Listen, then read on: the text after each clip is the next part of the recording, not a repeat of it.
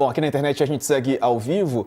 Ô Dani, e no Congresso ainda estão tramitando, né, aqueles projetos e tal, sobre segurança pública. Como é que estão essas discussões agora no fim do ano? PEC da segurança pública continua meio enganchado, mas é capaz que o Hugo Mota consiga entregar a discussão e a aprovação dela ainda esse ano para o governo, apesar da resistência, né, da resistência de uma série de atores, mesmo no campo da própria esquerda, não tem muito consenso ainda em torno de alguns pontos ali. Acham que a PEC da segurança puxa para o governo federal um problema que ele não vai poder, ao fim e ao cabo, resolver, porque não vai ter o mando das polícias. Nos estados, as polícias respondem aos governadores. Agora, o fato é, né, que essa crítica ao projeto, ela é meio superada, sabe? Porque já está caindo no colo do presidente da República, a ponto de, em várias frentes, com essas várias frentes abertas, Lula ter falado: oi, Trump, tudo bem? Que tal a gente atuar juntos aqui para estrangular financeiramente e também engrossar o combate ao tráfico de armas junto aqui? Sinceramente, eu achei uma jogada de mestre a tentativa ou o fato, né, de Lula ter buscado Trump nesse sentido, não só porque dificulta a narrativa ou o trabalho que o bolsonarismo vinha fazendo lá fora, como relatou a Mariana Sanches, mas porque também mostra uma ação muito... uma ação direcionada, calibrada, numa pauta que o Trump gosta e que o Lula precisa de um reforço narrativo. Então, assim, achei que o presidente da República se saiu bem nesse caso, e essa era a tentativa. A fonte com a qual eu conversei me disse: olha, esse foi o melhor caminho que a gente conseguiu encontrar. Então, diante de todo esse quadro, né, um cerco bolsonarista, a cobrança aqui no Brasil, uma dificuldade de andar com pautas da forma como o governo gostaria, como é o caso do PL antifacção, né, que sofreu mudanças importantes na Câmara por conta da escolha do relator. Enfim, tem todo um caminho aí, Sarza, a ser percorrido. Não sei se a PEC da segurança seria aprovada este ano, mas é possível ainda que ela tramite com que ela avance algumas casas na Câmara dos Deputados. Certo, Dani. Você que está assistindo a gente pelo YouTube, deixe seu like aí na nossa transmissão, siga comentando os nossos assuntos. Vamos voltar aqui com alguns temas importantes. A cassação da Carla Zambelli, o que propõe o relator desse processo lá no Congresso. E também falaremos sobre o Alexandre Ramagem, a esposa dele, né, que viajou para os Estados Unidos para ficar lá perto do marido, adiou a volta das férias, né, ela que é servidora pública. Falaremos também sobre a briga lá no Ceará com a família Bolsonaro. Vamos lá, então. Estamos de volta para toda a nossa audiência. Vamos falar sobre o caso Zambelli. O relator do caso na Câmara, sobre a cassação do mandato dela, decidiu pela não cassação, pelo arquivamento, né? Ele recomenda o arquivamento, portanto. O relator é o deputado Diego Garcia, do Republicanos do Paraná. Ele declarou que não há provas contra a Zambelli, ela que foi condenada, tá? Vale ressaltar. Ele está falando agora ao vivo, vamos ver o que está falando o relator Diego Garcia. Ideal que o eleitor deposita sua confiança, sua expectativa de futuro. E constituído desses valores, o seu voto. O voto é mais que um instrumento político. É uma vitória sobre a tirania, a república é uma vitória sobre o autoritarismo, e a democracia, por mais imperfeita que seja, continua sendo o espaço possível onde o eleitor pode depositar a esperança de um futuro mais digno para seus filhos. Um parlamentar o é porque foi eleito. E por isso mesmo é, antes de tudo, um servo do seu voto. Um servo do voto. Somos servidores da esperança de quem nos confiou o mandato. Não para nos servirmos do poder, mas para servir aos pais, ao país. Não somos celebridades, não somos nobres, tampouco os grandes jurisconsultos, acima do povo. o relator, o Diego Garcia, né, ele fala que, né, em tese seria lindo esse discurso, mas o fato é que a Carla Zambelli, ela foi condenada por invadir, né, por coordenar a invasão do sistema do Conselho Nacional de Justiça e colocar lá mandados inserir mandados que não existiram, que ela criou, que eles criaram ali em conjunto, o Dani. Foi por isso que ela foi condenada e por isso que ela deveria perder o mandato, né? A Carla Zambelli é bi. Ela foi condenada primeiro por porte de arma de fogo ilegal e por ter ali perseguido à mão armada um jornalista negro na véspera mesmo, um dia antes do segundo turno, pelas ruas de São Paulo. O homem que estava ao lado da deputada chegou a dar um tiro mesmo. Disparou no meio da rua. Tá? Por quê? Porque o jornalista, numa discussão política com ela, disse a frase "te amo, espanhola", uma referência aí a uma ofensa, sim, que a deputada sofreu nos corredores da Câmara e nos corredores também de outras casas, mas que não justifica, por óbvio, você sacar a arma e perseguir alguém dando tiro para o alto no meio da rua, em São Paulo, a cidade lotada, estava tendo passeata das duas campanhas, né? Tinha muita gente na rua.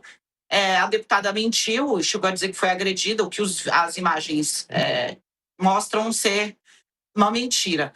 A deputada, portanto, é bicondenada, é foragida da justiça e ela está presa.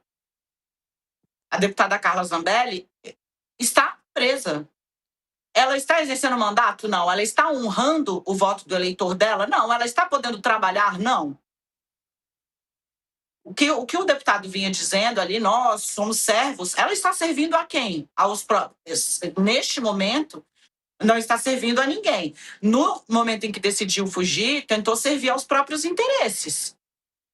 Mas aos dos eleitores dela, qual é a medida prática que a deputada Carla Zambelli propôs, adotou? Qual é a visão da deputada Carla Zambelli sobre combate a facções criminosas, sobre o papel de cada polícia, sobre o centro, o monitoramento, a criação de um órgão para monitorar os dados de pessoas com vinculação com o crime organizado? Qual é? Ela não pode dizer que mandato ela está exercendo.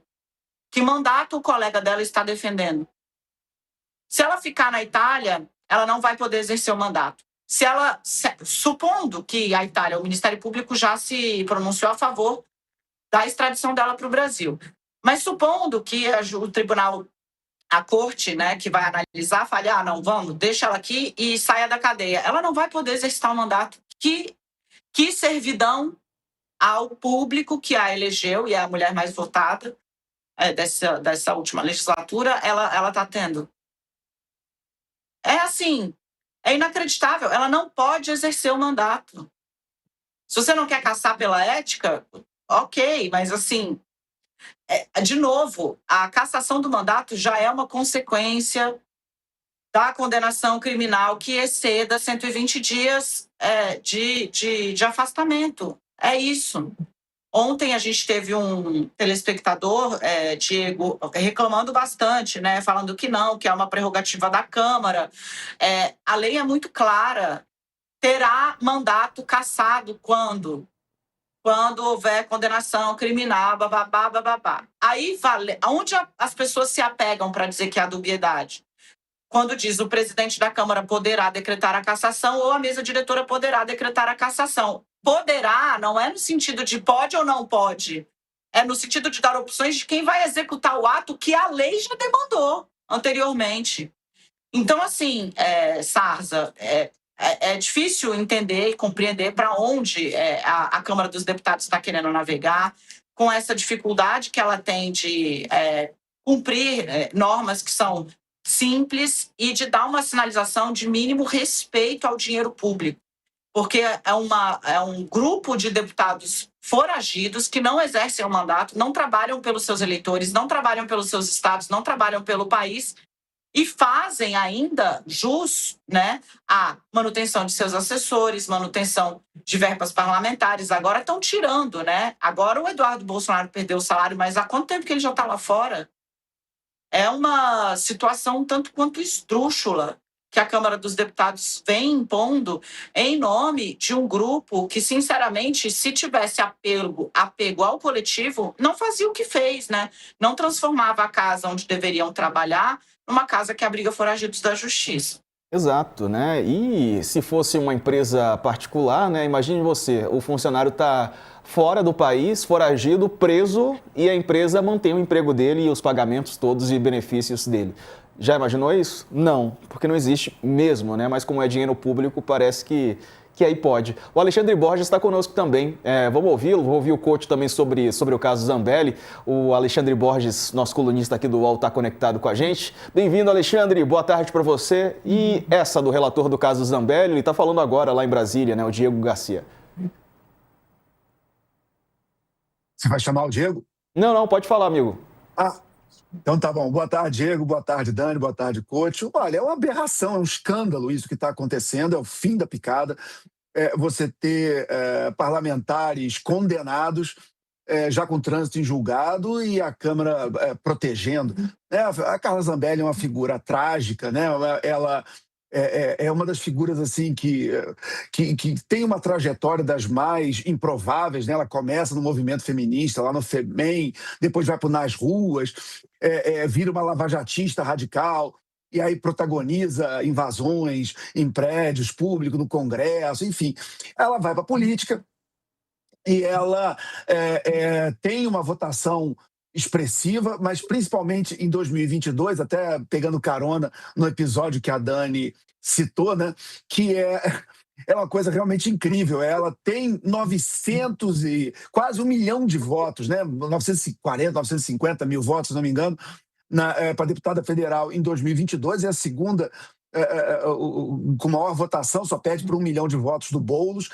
Ela tem 200 mil votos além do Eduardo Bolsonaro, né? O Eduardo Bolsonaro fica com 750. Então, isso inclusive causou um mal-estar, né? Quer dizer, o protagonismo que ela teve em algumas situações fez com que ela tivesse mais votos que o filho, né? Do que o próprio Eduardo Bolsonaro. E ela protagonizou aquele episódio da Oscar Freire, né? Que realmente muitos bolsonaristas acham que pode ter feito a diferença no resultado da eleição. Porque aquilo acontece menos de 24 horas antes de abrir as urnas para votação. Foi uma coisa chocante, aquela cena de faroeste num dos endereços mais nobres de São Paulo. E teve, evidentemente, alguma influência.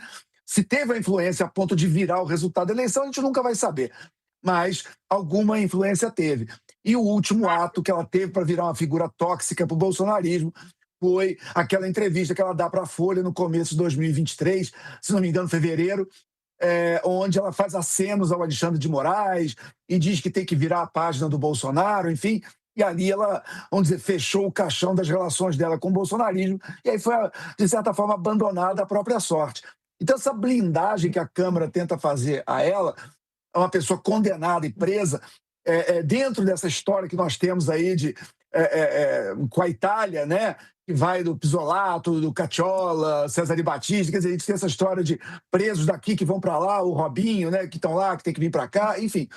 A gente tem uma história aí grande com a Itália nesse tipo de discussão, mas no caso do Congresso Nacional é uma vergonha quando se tem algum tipo de mal-estar com o Judiciário, quer mandar algum recado para o STF, está fazendo da pior maneira possível, abrigando parlamentares condenados. Se quer arrumar uma briga com o Judiciário, tem outras maneiras de fazer isso. Você pode, inclusive, não gostar da maneira como o rito de cassação de mandato acontece hoje.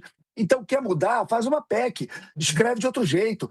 O Congresso, o parlamento está lá para isso. Agora, não ter esse relatório absurdo do deputado Diego Garcia, a ponto dele estar lendo aí esse trecho que você passou, Diego, ao vivo, onde você vê que ele está lendo pela primeira vez, ele se confunde, ele quer falar de servir ao país, fala servir aos pais, uma coisa constrangedora, que você vê que ele está lendo ali o roteiro que ele está lendo pela primeira vez, né? Então, é muito triste o que está acontecendo e isso não tem nenhuma justificativa ética, moral ou legal.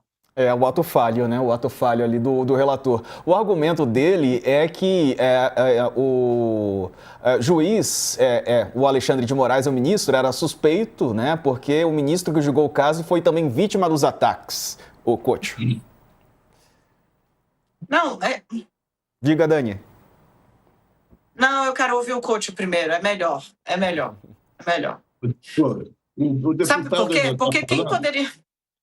O deputado ainda está falando, Diego? Ele tá falando, pessoal, ainda? Ou já acabou? Acabou de acabar. Acabou, né? Acabou agora. Acabou.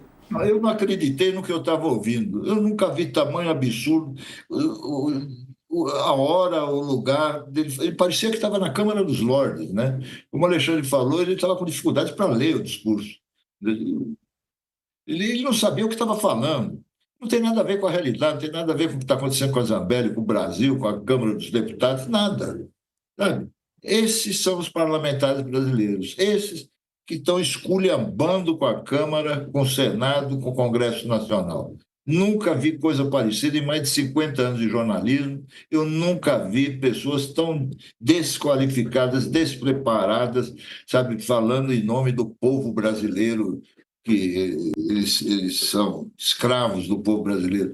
É uma esculhambação que a Câmara do Hugo Mota está se desmoralizando a cada dia mais. A Carla Zambelli faz parte da bancada de foragidos, né, que está crescendo. Já tem o Eduardo Bolsonaro, agora tem o Ramagem também, então tem a bancada dos foragidos ali, e ao lado dela continua também, sem punição, a bancada dos amotinados. Aquele motim que fizeram lá faz um mês, 2 meses e tal, até agora ninguém foi punido. Quer dizer, virou a casa da mãe Joana, pode tudo. E outra, ele teve o descaramento de dizer que ele não podia cassar o mandato da Zambelli porque não tinha provas. Pô, ela foi condenada 2 vezes pelo Supremo Tribunal Federal, com trânsito em julgado, e ele vem dizer que não tem provas. Como é que pode um negócio desse? Não tem cabimento. Sabe, eles pensam que estão desmoralizando a justiça, mas, na verdade, eles estão se autodesmoralizando cada dia mais. Verdade, Dani. Não, eu queria entender, na cabeça do deputado, do relator, quem poderia julgar, então, a deputada Carla Zambelli? Porque a verdade é que ela foi condenada, em um dos casos, por invadir o chamado, né, CNJ, Conselho Nacional de Justiça, instância que responde, basicamente, avalia as condutas de todos os juízes do Brasil. A exceção são ministros do Supremo Tribunal Federal. Então, quem poderia julgar? Ele fala, o ministro Alexandre Avispa, porque ela conseguiu exarar, fazer o hacker exarar um mandado de prisão falso contra o Alexandre de Moraes, assinado pelo próprio Alexandre de Moraes. Assim, esse era o nível da criancice, da bobeira, entendeu? Então, eu pergunto quem, sabe assim? Ô, Dani. Nossa, Alexandre.